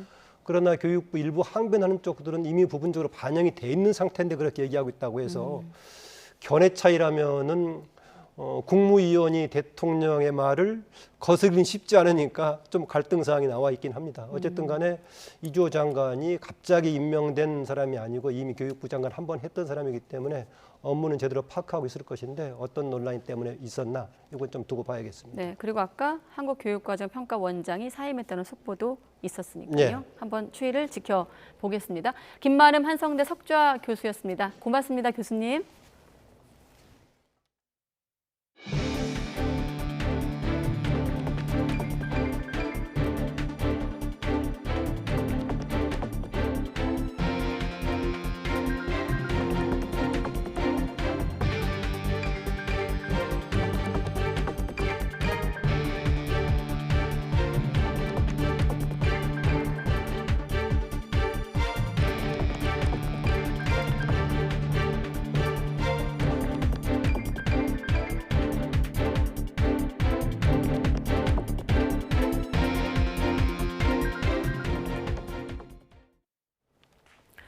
네, YTN 뉴스큐 이어가겠습니다. 한국은행은 올해 들어 소비자 물가 상승률이 빠르게 둔화하고 있다면서 곧 2%대에 진입할 것으로 내다봤습니다. 하지만 연말에는 다시 3%대로 오를 거라며 물가 안정을 위한 긴축이 더 지속될 필요가 있다고 강조했습니다. 취재기자 연결합니다. 김지선 기자. 네, 한국은행에 나와 있습니다. 네, 그러니까 물가 상승률이 2%대로 내려가긴 하겠지만 다시 오른다고요? 네, 그동안 한국은행은 물가 잡겠다며 고강도 긴축 정책을 펼쳐왔죠. 올해 들어서는 3차례 연속 기준금리를 동결하며 그간의 금리 인상 효과 등 상황을 지켜보고 있었는데요. 한국은행은 일단 물가는 빠르게 안정되고 있고 이대로 가다가 다음 달이나 8월에는 2%대로 내려올 거로 전망했습니다. 이 물가 상승률은 주요 품목의 1년 전 가격 대비 산출하는데 지난해 7월과 8월에 석유류 가격이 유독 높았던 데다 지금은 많이 내려 기저효과 영향이 크기 때문입니다. 이 문제는 기저효과가 반감되는 8월 이후에는 물가 상승률이 다시 올라갈 수 있다는 전망입니다. 하반기 대중교통 요금 인상과 자동차 개별 소비세 인하 조치 종료도 물가 상승을 부추길 요인입니다. 여기에 물가의 기조적 흐름을 보여주는 근원 물가 상승률의 둔화 속도가 여전히 더디다는 점도 고려해야 합니다. 한국은행은 과거 물가 둔화기와 달리 최근에는 서비스 소비와 고용 상황이 양호한 흐름을 이어가고 있어 이 근원 물가가 쉽게 잡히지 않는 상황이라고 설명했습니다.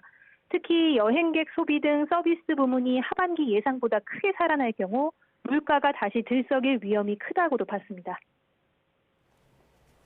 네, 물가가 어느 정도 잡히면서 시장의 금리 인하 기대도 더 커질 텐데 이와 관련한 언급도 있었습니까? 네, 우선 말씀드리면 그동안 한국은행이 제시해온 물가 안정 목표 수준은 2%대 물가 상승률입니다. 2%를 잠깐 찍는 건 안 되고 안정적으로 수렴한다는 확신이 들어야 금리를 낮출 수 있다는 건데요. 이창용 한국은행 총재는 물가 상승률이 연말 다시 3%대로 갈 수 있는 만큼 금리 인하 시기를 말하는 것은 이르다는 입장을 거듭 강조했습니다. 다만 물가가 다시 3%대로 뛰더라도 추가로 기준금리를 인상할지에 대해선 신중한 입장을 보였습니다. 어느 정도로 반등하는지를 봐야 한다며 국제유가와 공공요금 인상 정도, 또 국내외 경기 흐름에 따라 향후 물가 경로의 불확실성이 크다고 경계했습니다. 최근 금리 인상을 중단했다가 재개한 호주와 캐나다의 경우는 물가가 5%대를 넘어가고 있어서 우리와는 상황이 다르다는 겁니다. 이창용 총재는 또 미국이 연내 2차례 더 기준금리를 올릴 가능성을 열어준 것과 관련해서도 두 번째 인상이 실제로 일어날지 또 언제 할지는 지켜봐야 한다고 말했습니다. 만약에 미국이 기준금리를 올리더라도 한국은행의 기준금리 결정이 기계적으로 반응하는 것은 아니라며 미국이 어떤 메시지를 주는지와 국내 상황에 따라 변수가 많다고 덧붙였습니다. 지금까지 한국은행에서 YTN 김지선입니다. 네, 그런가 하면 김밥과 자장면의 가격이 5년 전보다 40% 넘게 오른 것으로 나타났습니다. 한국소비자원 가격정보 종합포털 참가격을 보면 소비자들이 많이 찾는 8개 외식 품목 서울 지역의 평균 가격은 2018년도에 비해서 평균 28.4% 올랐습니다. 가격 상승률이 가장 높은 품목은 김밥으로 2018년 5월 2,192원에서 지난달에는 3,200원으로 46% 상승했습니다.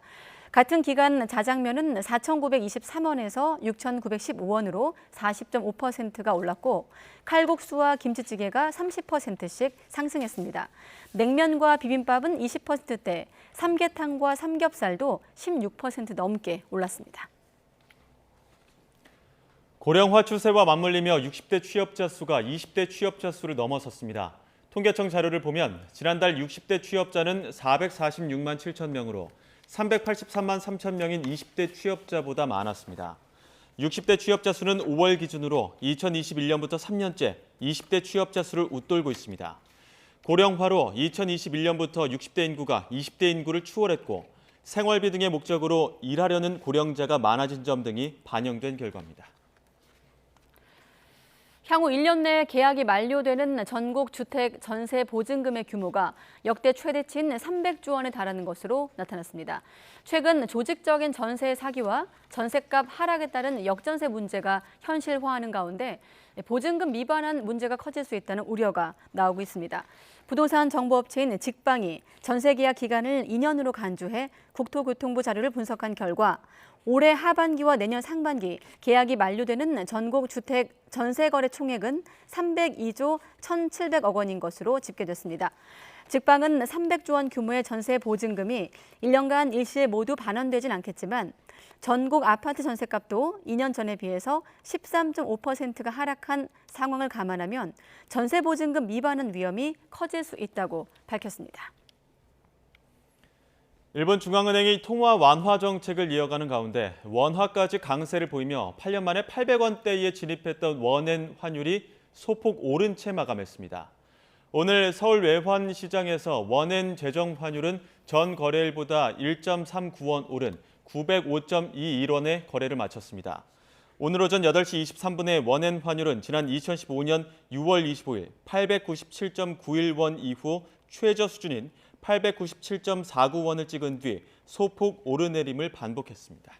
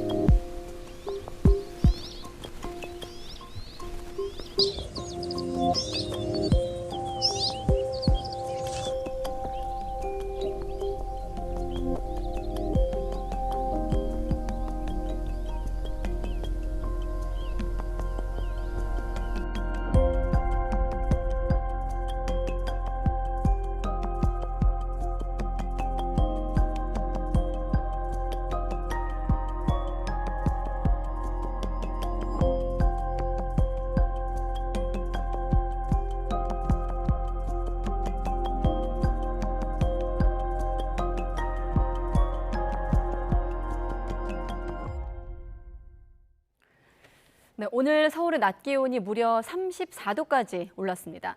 이틀 연속 올해 최고 기온 기록을 경신한 겁니다. 네, 우리나라뿐만 아니라 북반구 곳곳에서 펄펄 끓는 폭염이 맹위를 떨치고 있습니다. 취재기자와 함께 폭염 원인과 전망 알아보겠습니다. 문화생활과학부 김진두 기자 나와 있습니다. 어서 오십시오. 안녕하세요. 지난 주말부터 공기가 확 바뀐 것 그렇죠. 같습니다. 자, 서울의 기온이 연 이틀 올해 최고 기온을 갈아치운 겁니까? 원래 예보가 35도가 예보가 나와 있었습니다. 만일에 35도까지 올랐다면 1997년 이후 26년 만에 6월 중순 기온으로는 최고 기온을 경신하게 되는 거였는데 네. 35도까지는 오르진 않았습니다. 제가 들어오기 전까지 확인을 했을 때 네. 34도의 기온이 머물러 있었고요. 34도라고 하면 6월 중순 기온은 꽤 높은 거지만 기록 안에 들어가진 않은 정도 수준입니다. 서울 같은 경우 34도에 머물렀지만 양평 같은 경우는 기온이 37.3도까지 비공식 기록으로 예. 올랐고요. 그 밖에 공식 기록으로는 전주 같은 경우가 35.4도, 그러니까 35도를 넘는 그 폭염이 맹위를 떨쳤다 이렇게 보실 수 있습니다. 예, 지난 주말부터 계속 날씨가 좀 더워지기 시작을 했는데 오늘 그 절정을 이룬 거죠? 그렇습니다. 지난 토요일부터 차근차근 더워지기 시작했습니다. 네. 먼저 남부지방 같은 경우 지난 토요일에 35도 가까이 기온이 예. 올랐고요. 폭염주의보가 처음 내려졌습니다. 특히 영동지방 같은 경우에는 열대야가 처음으로 나타나기도 했었죠. 일요일에는 기온 상황이 약간 바뀌었습니다. 남부뿐만 아니라 중부까지 폭염이 시작이 됐고 서울에도 첫 폭염주의보가 내려졌습니다. 반면 열대야가 나타났던 영동지방 같은 경우 오히려 기온이 좀 떨어지는 현상을 보였고요. 오늘도 영동은 기온이 낮았지만 그 밖에 중서부지방, 남부지방을 중심으로 기온이 크게 올랐고 특히 태백산맥을 기준으로 서쪽 지방 기온이 크게 올라서 대부분 33도에서 35도. 올해 들어서 가장 뜨거운 날씨였습니다. 예. 그래도 습도가 낮아서 조금 버틸만하다 이런 그렇습니다. 얘기를 하시더라고요. 불볕더위와 찜통더위의 차이인데요. 불볕더위라면 아직까지는 습도가 높지가 않습니다. 네. 그러니까 햇빛 아래에서는 정말 뜨거운 날씨인데 그늘에만 들어가면 조금 살만합니다. 그런데 한여름이 돼서 7, 8월이 돼서 습도가 높아진 상황이 되면 그때는 그늘에 들어가도 여전히 푹푹 찌는 더위가 나타나는 겁니다. 다행히 아직까지는 불볕더위입니다. 네. 자, 그런데 이런 때 이른 폭염이 우리나라만의 일이 아니라고 하더라고요. 지구촌 곳곳이 심한 더위에 시달리고 있죠. 그렇습니다. 북반구 곳곳이 뜨거운 열기에 휩싸여 있다라고 말씀드릴 수가 있는데 화면도 나오고 있네요. 지금 화면으로 나와 있는 것이 현재 전 세계의 기온 분포를 나타내는 겁니다. 뜨거운 색으로 표시된 부분들이 평년보다 뜨거워진 지역입니다. 색깔이 짙어지면 짙어질수록 더 뜨거운 지역입니다. 우리도 못지 않네요. 그렇죠. 진짜. 오른쪽을 예. 좀 보실까요? 화면의 제일 오른쪽을 보시면 북아메리카가 있죠. 네. 북아메리카의 남쪽, 그러니까 멕시코 지역이 굉장히 뜨겁습니다. 그 지역 같은 경우는 낮 최고 기온이 45도까지 오르고 있고요. 텍사스 지역은 48도까지 오르고 있습니다. 우리나라 쪽으로 좀 와보실까요? 일본과 우리나라 쪽 역시 못지않게 뜨거운 공기가 지금 감싸고 있는 모습을 보여주고 있는 거고요. 네. 인도 지역도 굉장히 뜨겁지 않습니까? 5월부터 인도는 굉장히 뜨거워졌습니다. 그래서 열사병으로 죽는 한 사람들이 100여 명이 넘고 있는 상황이고요. 예. 동남아시아 지역은 원래부터 뜨거웠지만 올해는 예년보다 더 뜨겁습니다. 그래서 낮 기온이 40도, 45도를 웃도는 현상이 지난 5월부터 나타나서 지금까지 계속되고 있습니다. 그럼 뭐 예년보다 이렇게 뜨거워지는 더위의 원인 역시 엘니뇨라고 봐야 되는 겁니다. 그렇죠. 엘니뇨가 가장 큰 원인으로 지금 지목이 되고 있습니다. 그래픽 준비되어 있으면 그것부터 보시면서 설명을 드리면요. 엘니뇨라는 거는 적도 부분 동태평양, 그러니까 글자로 나와 있는 아래쪽 부분이 적도 부분 동태평양, 그리고 태평양 부분의 수온입니다. 빨간색으로 표시됐다라는 거는 평년보다 기온이 높다라는 이야기입니다. 평년 수온보다 높다라는 건데 0.5도 높아지면 엘니뇨라고 부르고요. 1.5도를 높아지면 강한 엘니뇨라고 부릅니다. 2도 이상 높아지면 그때는 슈퍼 엘니뇨라고 부르는 건데 네. 5월부터 엘니뇨로 바뀌면서 굉장히 빠른 속도로 온도가 오르고 있습니다. 저렇게 굉장히 짙은 색으로 표시되고 있다는 게 가을 정도쯤이 되면 슈퍼 엘니뇨로 발달할 가능성이 있다는 게 기상학자들의 예상입니다. 근데 이렇게 엘니뇨 현상이 강하게 나타나면 폭염이 나타나는 경우가 많고요. 예. 특히 폭염에 연구한 데서 집중호우가 나타나는 현상들도 굉장히 잦아집니다. 특히 슈퍼 태풍이나 또는 태평양 상황에서 만들어진 슈퍼 허리케인의 가능성도 굉장히 높아지는 상황입니다. 거기에 더해서 앞서 우리가 영상에서 봤습니다마는 집중호우가 잦아진다는 건 어느 지역에는 그만큼 비가 적어지기 때문에 심각한 가뭄으로 나타나는 지역도 있을 겁니다. 그러니까 전 지구적으로 지금부터 올 가을, 하반기까지는 굉장히 심한 기상이변에 시달릴 가능성이 점차 높아지고 있는 상황입니다. 네, 아까 우리가 스페인 가뭄도 봤지 그렇죠. 않습니까? 15세기 공중 목욕탕에 드러났던 스페인 모습 봤는데 지금이 오늘이 6월 지금 19일이거든요. 그렇죠. 아직 7월, 8월 견뎌야 되는데 계속 더워진다고 보면 되겠습니까? 우선은 오늘까지 이어졌던 더위는 내일과 모레 기세가 한풀 꺾입니다. 네. 이유는 비가 내립니다. 내일 남부지방을 중심으로 해서 비가 내리고 모레는 중부지방까지 비가 오면서 무더위 기세가 한풀 꺾입니다. 그래서 서울 기온 오늘 34도까지 올랐는데 네. 내일은 30도, 모레는 비가 내리면서 24도까지 떨어집니다. 비가 지난 뒤에는 다시 기온이 오르지만 이번처럼 크게 오르지는 못하고 대부분 27도, 29도, 30도 안팎에 머무는 정도, 그러니까 평년의 초여름 더위가 이어질 것으로 보입니다. 그런데 그 이후 다음 주 날씨가 조금 변수가 많습니다. 네. 본격적으로 북태평양 고기압이 확장할 가능성이 있기 때문에 장마가 남부지방을 중심으로 시작될 가능성도 있고요. 또 습도가 좀 높아지는 무더위가 시작될 가능성도 있습니다. 그래서 다음 주 날씨가 굉장히 변수가 크다. 그리고 만일에 지금 시나리오대로 움직인다면 다음 주에는 남부지방의 집중호우 그리고 비가 그친 상황에서는 무더위가 나타날 가능성이 있다는 점을 좀 염두에 두시면 좋겠습니다. 예, 보통 이렇게 폭염의 강도가 심해지면 폭우도 심해지는데 뭐 비에 대한 대책도 좀 필요할 것 같습니다. 집중호우와 가뭄, 또 예. 호우, 폭염과 더위가 서로 같이 폭염과 집중호우가 연관돼서 나타난다고 보시면 됩니다. 그러니까 지금 내일하고 모레 비도 제법 뜨거워진 상태에서 비가 내리기 때문에 강우량이 제법 많습니다. 최고 70mm 정도의 비가 내릴 것으로 예상이 되는데 말씀드렸듯이 다음 주부터 본격적으로 북태평양 고기압이 확장하면 비구름들이 형성이 되는데 그 비구름이 굉장히 강하게 형성이 됩니다. 따라서 한번 비가 내릴 때 최소한 100mm 이상의 집중호우를 동반할 가능성도 높아지고요. 또 기상청은 장마 기간만이 아니라 장마 이후 7월 중순부터 8월 중순까지도 굉장히 강한 비가 내릴 가능성이 높다. 그게 특히 남부지방에도 집중이 되지만 중부지방까지 올라온 다음에 게릴라 호우 가능성까지도 내다봤거든요. 그러니까 앞으로는 무더위와 집중호우가 교차하면서 나타난다. 이렇게 생각을 하시고 대비를 하셔야 합니다. 무더위와 집중호우가 교차한다. 일단은 다음 주에 변수가 많다고 하셨으니까 네. 당장 다음 주 날씨 그리고 7, 8월 여름 날씨도 YTN 기상재난팀의 예보를 통해서 확인하시기 바랍니다. 문화생활과학부 김진두 기자였습니다. 고맙습니다.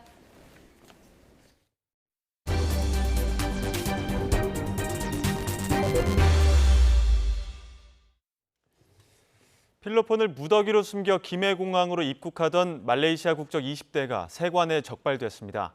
마치 푸딩 가루인 것처럼 포장해 상자째로 들여왔는데 무려 46만 명이 동시 투약할 수 있는 양이었습니다. 차상은 기자입니다. 한천 가루라고 적혀있는 노란색 봉지. 포장지를 뜯어보니 가루 대신 하얀 덩어리가 여러 보입니다.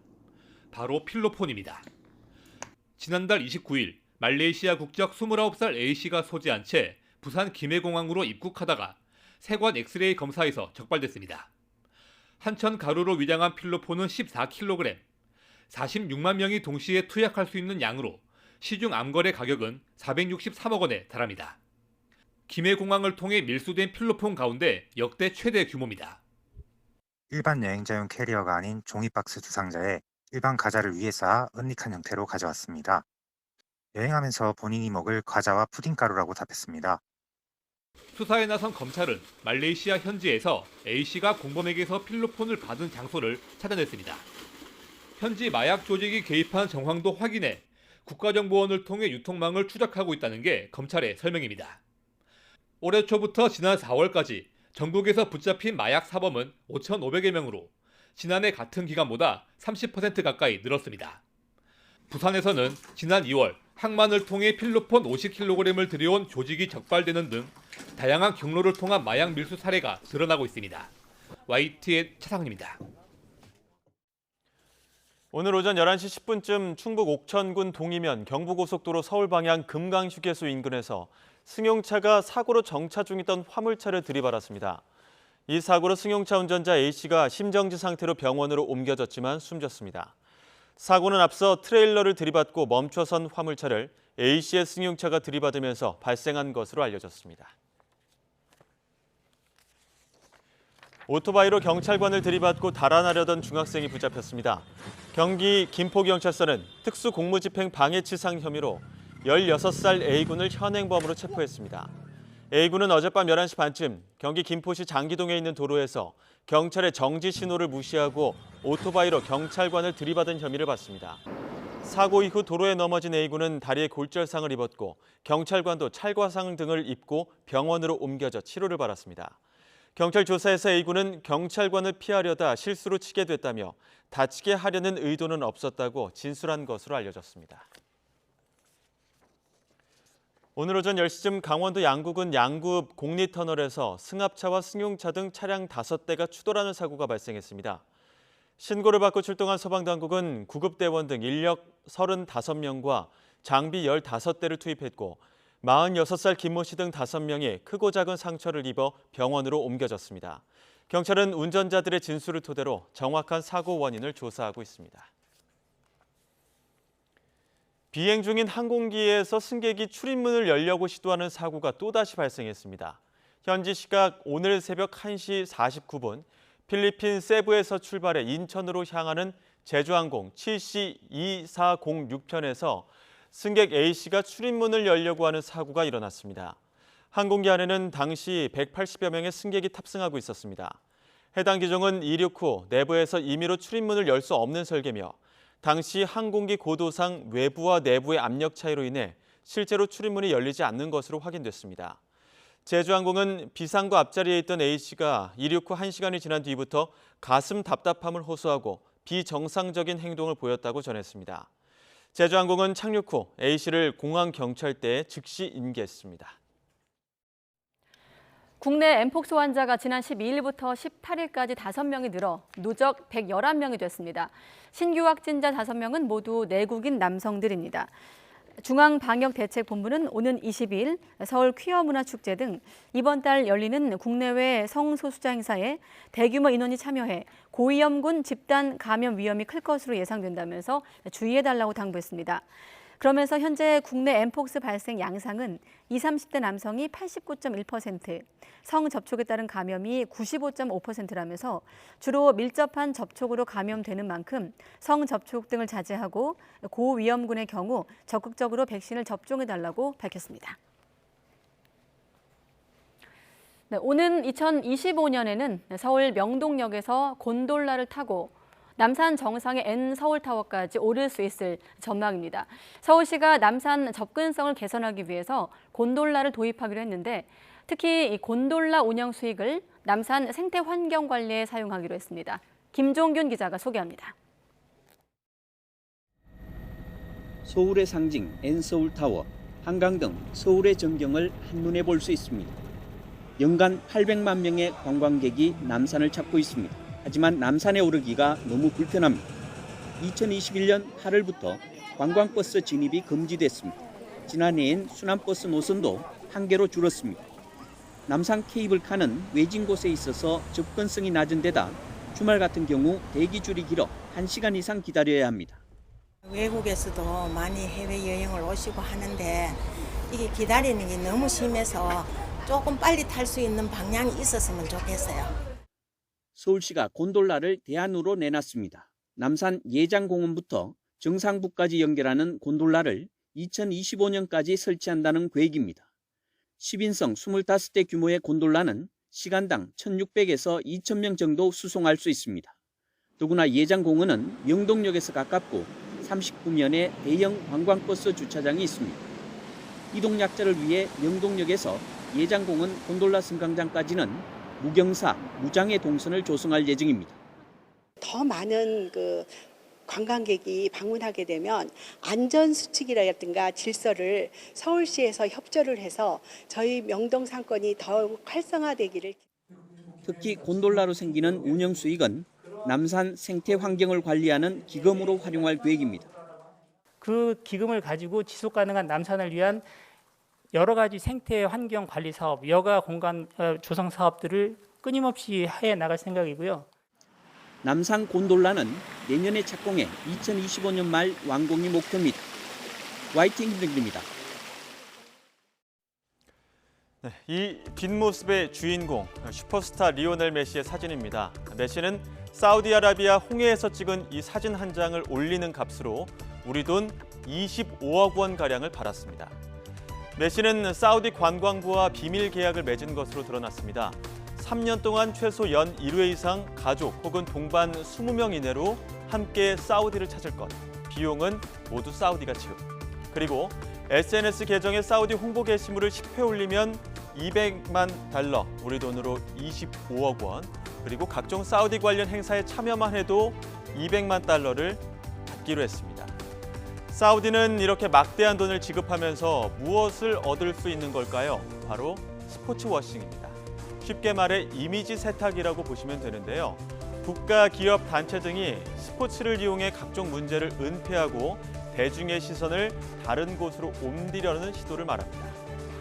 최근 사우디아라비아가 언론인 살해, 반체제 인사 감금, 여성 인권 탄압 등으로 나라 안팎에서 비판 여론이 커지자 스포츠 워싱에 열을 올리고 있다는 지적이 나오고 있습니다.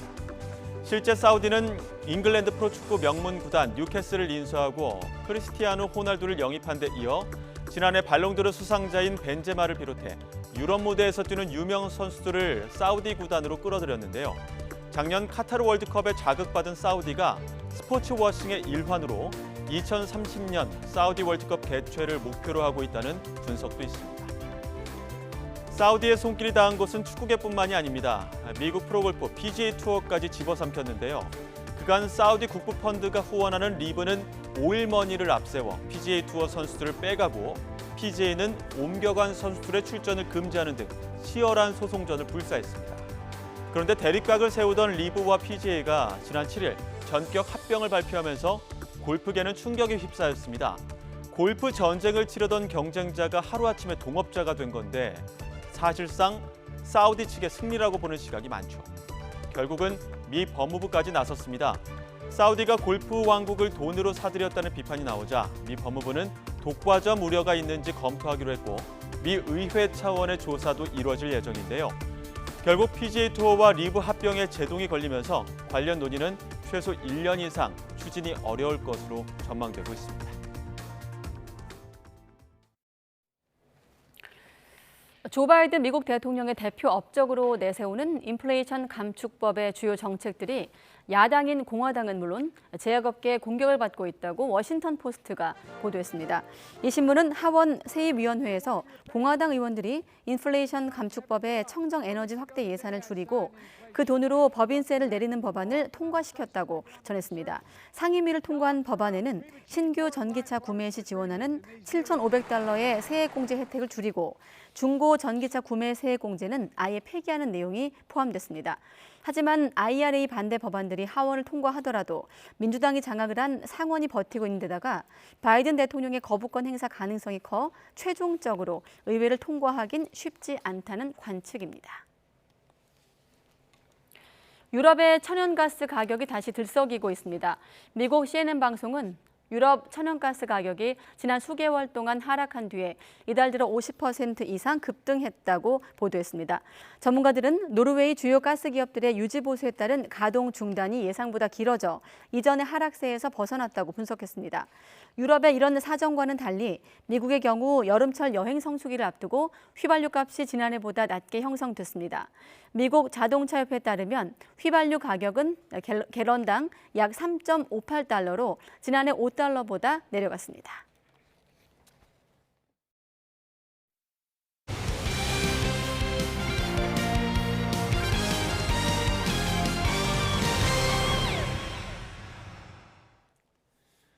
신유빈이 월드 테이블 테니스 컨텐더 대회 2관왕에 올라 세계 탁구 선수권 복식 은메달 이후 완연한 상승세를 이어갔습니다. 서봉국 기자가 보도합니다. 신유빈이 여자 선수로는 하기 힘든 로빙 수비를 시전합니다. 중국 신의 리아커는 힘겨운 스매시 끝에 결국 범실, 망연자실합니다. Oh, stunning! What a point from Shin Yubin. 첫 게임을 내줬지만 특유의 안정된 경기 운영으로 4대2 역전승을 완성하며 단식 정상에 올랐습니다. 띠동갑 언니 전지와 짝을 맞춘 복식에서도 우승해 2관왕을 차지했습니다. 중국 주력 선수들과 일본이 빠졌다고는 하지만 최근 세계 선수권 은메달에 이어 컨텐더 대회 2관왕으로 좋은 흐름을 이어갔습니다. 남자 복식 장우진, 임종훈도 금메달을 추가했습니다. 우리 선수들은 튀니지로 이동해 컨텐더 튀니스대에서 다시 한번 랭킹 포인트 쌓기에 나섭니다. 타이밍을 맞춰야 되기 상대 때문에 스트로크가 아웃되며 이소희, 백하나조의 승리가 확정되는 순간입니다.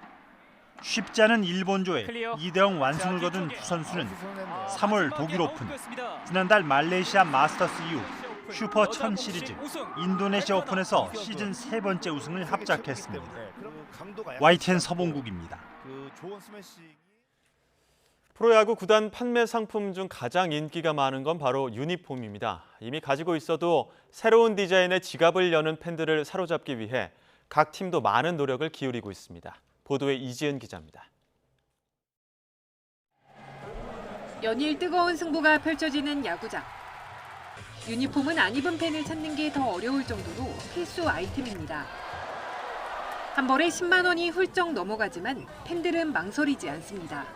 팬심이 더 크다 보니까 가격을 크게 상관 안 하는 것 같아요. 진짜 말로 표현할 수 없고 그냥 입고만 있어도 이 두근거리는 그런 게 있어요. 구단들도 적극적입니다.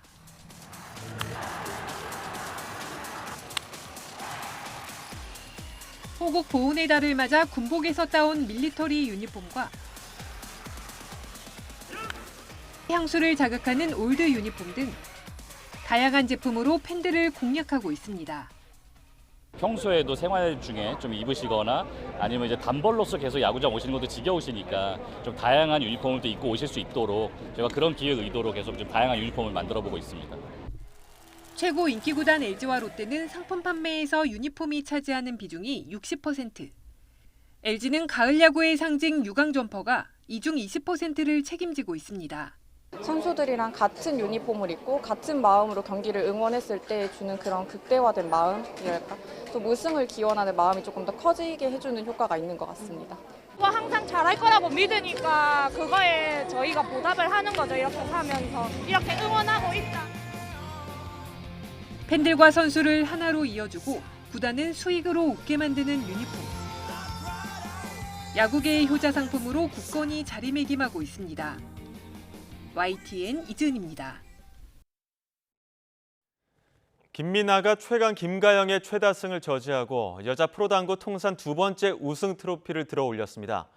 김민아는 어젯밤 열린 시즌 개막전 경주 블루원 리조트 LPBA 결승전에서 풀세트 접전 끝에 4대3 승리를 거두고 상금 3천만 원을 차지했습니다. 지난해 7월 하나카드 챔피언십에서 프로 데뷔 첫 우승을 일궜던 김민아는 10개월 만에 우승컵을 추가했습니다. 김민아 선수 소감 직접 들어보시죠. 제가 시합하는 걸 이제 부모님께서 오늘 처음 보시는 거거든요. 시합장에서. 근데 이렇게 또 우승을 할 수 있게 돼서 너무 뜻깊은 대회가 된 것 같습니다.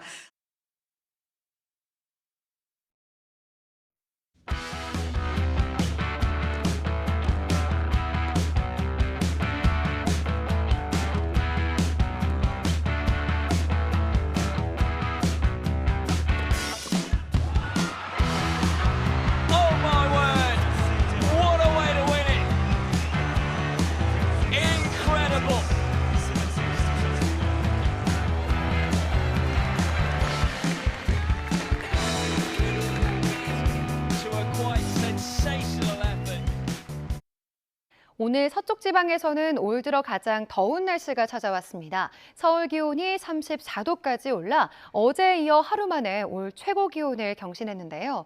다행히 더위는 내일과 모레 전국에 비가 내리며 점차 누그러지겠고, 이에 따라서 서쪽 내륙의 폭염특보도 모두 해제될 것으로 예상됩니다.